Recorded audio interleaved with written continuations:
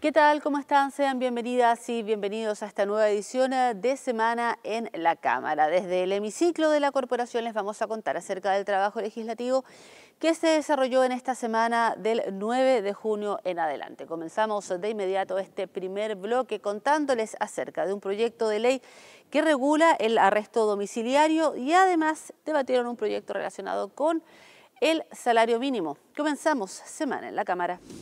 La Sala de la Cámara inició su semana de trabajo el lunes 9 de junio, despachando a segundo trámite al Senado el proyecto de ley que acota los días que un condenado puede abonar al cumplimiento de su pena, a partir de los días que cumplió como medida cautelar de arresto domiciliario. La norma, aprobada con 91 votos a favor, 9 en contra y 32 abstenciones, dispone que en el caso del arresto domiciliario solo se abonará a la pena impuesta, un día por cada 2 días completos o 48 horas que haya cumplido el condenado. Su autor, el diputado Leonardo Soto, justificó el cambio calificando la disposición vigente de injusta.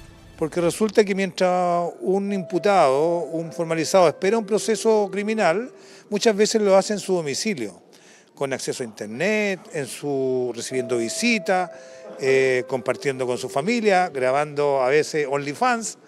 Sin embargo, otras personas lo hacen en la cárcel, privados de libertad porque son un peligro para la sociedad.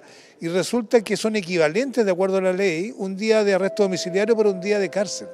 Es decir, si alguien lo condenan a 5 años de cárcel y ya lleva 4 años con arresto domiciliario, solamente cumple 1 año de cárcel. Y eso, al no ser equivalente a ambas medidas, parece muy injusto.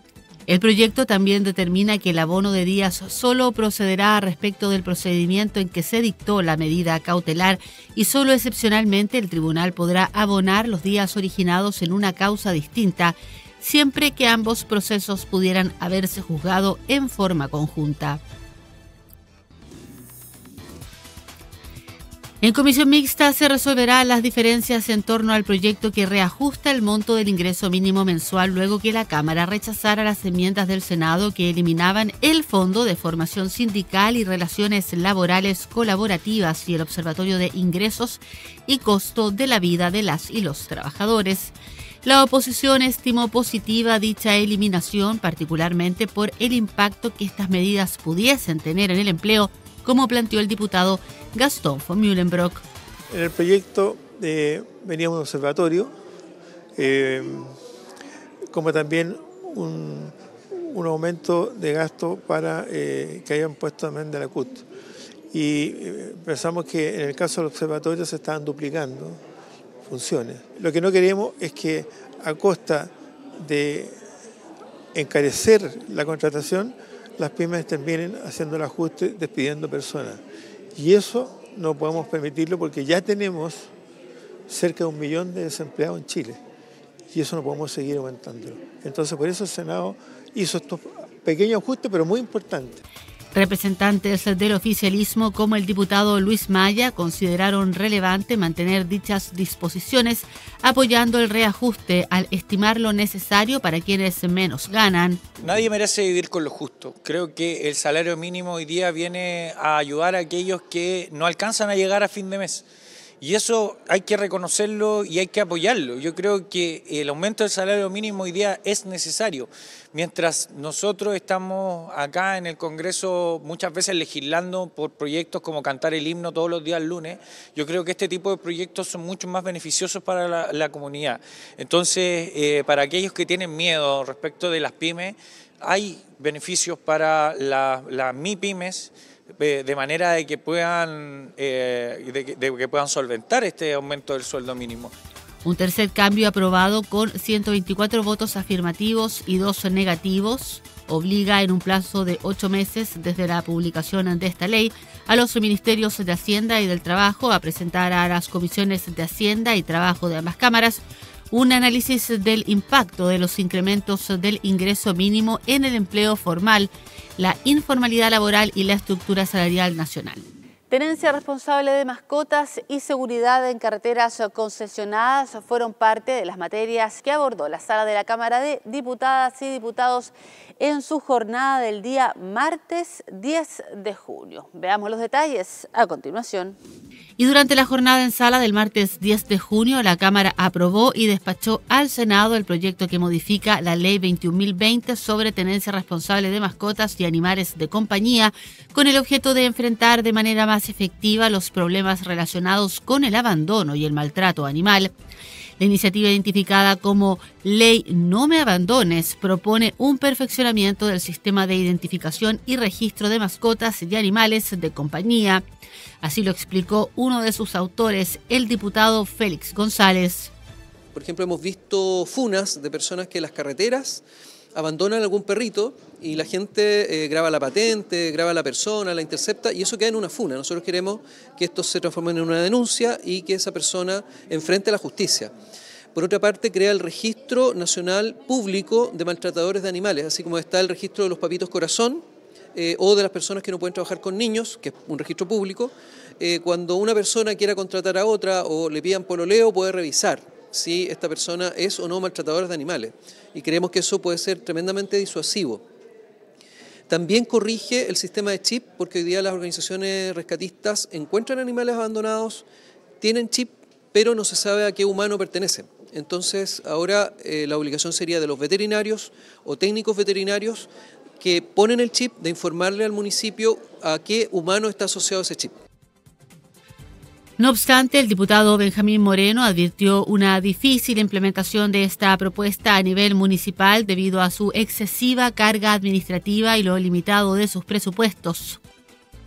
Busca perfeccionar entregándole mayor carga burocrática, administrativa y de responsabilidad a los municipios sin ningún peso extra, cosa que es uno de los problemas fundamentales que tienen ahora los municipios para poder aplicar la ley Cholito, porque tienen un sinfín de labores que cumplir y más encima les están agregando estas con consecuencias que los pueden llevar a la destitución o consecuencias penales en caso de hacerse cargo de algún animal. Que hacen muy gravosa la situación para los alcaldes, por lo tanto lo desincentivan y buscan cualquier mecanismo para no llevar a cabo esta ley. Eso no significa que los animales no tengan que tener protección, todo lo contrario, tienen que tener protección.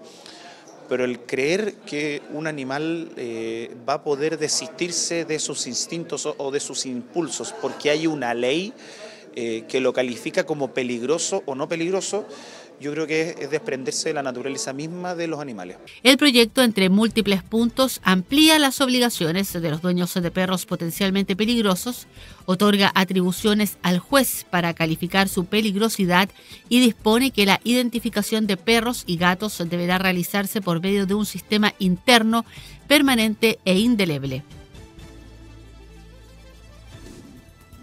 En los mismos términos que el Senado, la Cámara aprobó y despachó al Ejecutivo para su promulgación el proyecto que modifica la Ley de Concesiones de Obras Públicas para obligar a las concesionarias viales a adoptar medidas de seguridad. La norma dispone que en las licitaciones se establecerá la obligación de los concesionarios de adoptar medidas de protección y seguridad al interior de sus obras, como por ejemplo la instalación de cámaras de seguridad, cámaras térmicas de sistema lumínico y lectores de patentes. A su vez, faculta al Ministerio de Obras Públicas a renegociar los contratos de vigentes en un plazo de 5 años con el objeto de incorporar las obligaciones de vigilancia, seguridad y asistencia, punto que fue cuestionado durante el debate por el posible traspaso a los usuarios del costo de estas obras, como planteó el diputado Andrés Joanet.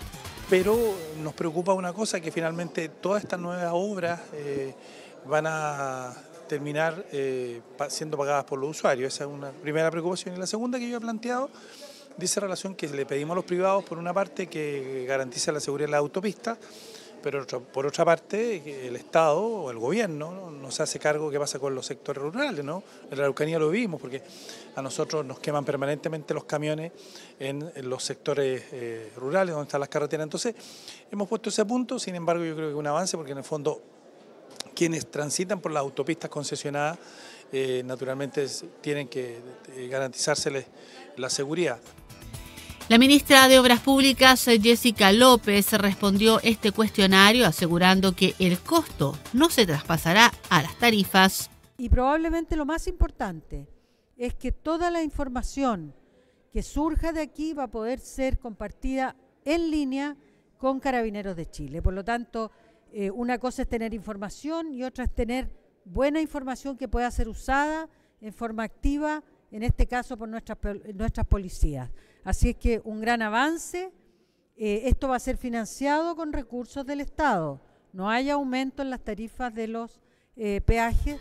El texto además obliga a los concesionarios a permitir el acceso al Ministerio Público a la información e imágenes obtenidas en el contexto de la investigación de un delito y a la coordinación en tiempo real con las policías para revisar la información de los vehículos motorizados que circulan por las carreteras concesionadas.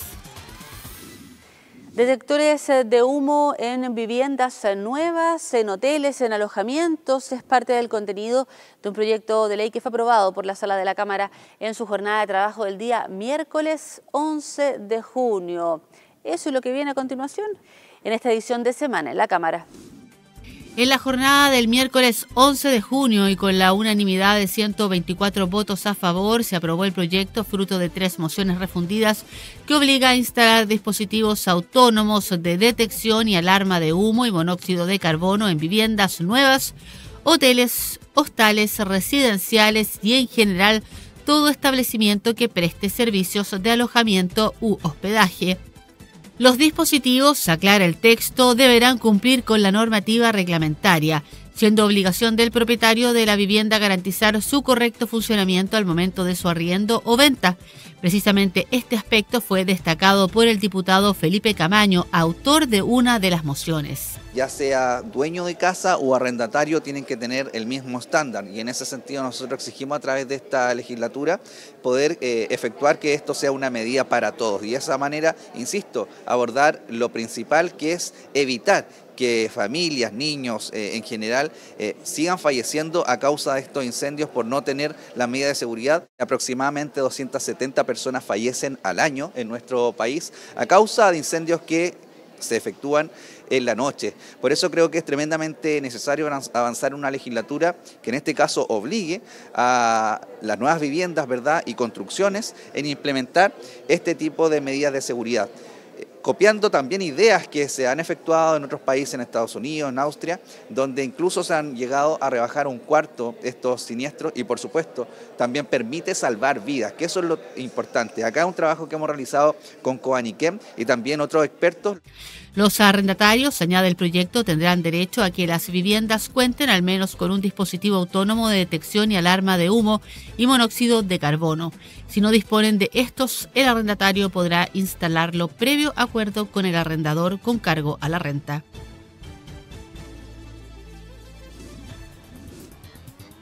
Tres de las normas del proyecto de simplificación regulatoria fueron restadas de la redacción previamente despachada por el Congreso Nacional por la vía de un veto supresivo abordado por la Cámara. Las observaciones del Ejecutivo apuntan a 2 áreas. La primera excluye de la prohibición general de intervenir humedales a las acciones o infraestructuras públicas necesarias para resguardar la seguridad de la población, la conectividad, la infraestructura hídrica de consumo humano y la conservación misma del humedal, siempre que el Servicio de Biodiversidad y Áreas Protegidas, previa solicitud e informe del Ministerio de Obras Públicas, autorice su ejecución. Las otras objeciones apuntan a normas atingentes a acciones de la Dirección General de Aguas e incorporan una autorización transitoria para trasladar derechos de aprovechamiento de aguas superficiales, también respecto de cambios de los puntos de captación. El veto fue fuertemente criticado por la oposición, refutando que el presidente impugnará artículos presentados por su propio gobierno, como advirtió el diputado RN Frank Sauerbaum. Es una abierta contradicción respecto de lo que el propio presidente de la República presentó como indicaciones en el Senado. El presidente presentó indicaciones para mejorar este proyecto en el Senado, luego de eso presenta un veto presidencial para eliminar las propias indicaciones que presentó. Entonces, primero es bastante insólito, nunca se había visto algo de este nivel, por eso nosotros dejamos en evidencia la ineptitud del gobierno en esta materia. pero bueno, ya no nos sorprende, digamos, los errores en reiteradas ocasiones. La verdad que si este veto no se hubiese presentado, esta ley ya estaría en ejecución y podría permitir mejorar los niveles de inversión que hoy día estamos teniendo. De eso se trata el proyecto. El proyecto se trata de poder mejorar los niveles de inversión, generar más puestos de trabajo, disminuir los niveles de tributación de la pequeña empresa, también mejorar lo que es el impuesto a los camioneros de devolución de una parte del impuesto al diésel y una serie de otros beneficios que nosotros vemos en este proyecto que votamos a favor, pero nos parece insólito que el gobierno presente un veto presidencial para terminar con indicaciones que ellos mismos presentaron y que fueron previamente concordadas. El oficialismo, por el contrario, defendió el veto enfatizando que las materias son delicadas y merecen abordarse en una discusión más detallada, como apuntó el diputado del Frente Amplio, Jaime Sáez. Es un cuerpo legal misceláneo que en su origen abordaba modificaciones sustanciales a dos leyes importantes, a una referida al Código de Aguas y otra referida a la ley que crea el Servicio Nacional de Biodiversidad y Áreas Protegidas. Y esa colisión nos pareció que no es razonable que se pudiera ver únicamente en un cuerpo de ley misceláneo sin pasar por comisiones técnicas como la Comisión de Medio Ambiente, la de Recursos Hídricos, la de Agricultura eventualmente, donde se pueda discutir con mayor profundidad las distintas aristas que se abren a partir de una modificación que parece que en apariencia luce como muy inocua, pero que en realidad tiene aplicaciones que pueden ser complejas tanto para el propio Estado como en definitiva para la ciudadanía. Entonces en ese sentido el veto nos parece relevante, se hace cargo de aquellas correcciones, hay un mal diseño legislativo original del gobierno, pero esperamos que esto se pueda enmendar con este veto presidencial. La ministra de Obras Públicas, Jessica López, asumió la responsabilidad del error y lamentó el uso político de un hecho eminentemente técnico. Además, aclaró que en el tema de la DGA existe un problema con las autorizaciones transitorias y que tampoco quedó bien regulado, lo referido con los puntos de captación. Y desde la mesa de la Cámara de Diputadas y Diputados, donde se ubica el presidente junto a sus vicepresidentes, y se da todo esto que es el debate de las leyes aquí en la sala de la Corporación, comenzamos a despedirnos. Hemos hecho un recorrido por los distintos proyectos de ley que se abordaron desde el inicio de esta semana, en la jornada de día lunes 9 de junio en adelante. Conocimos el detalle de proyectos relacionados con los detectores de humo, con el ingreso mínimo, también con la regulación de la tenencia responsable de mascotas, entre otras materias. Nos despedimos. Esto ha sido Semana en la Cámara y nos encontramos en una próxima oportunidad.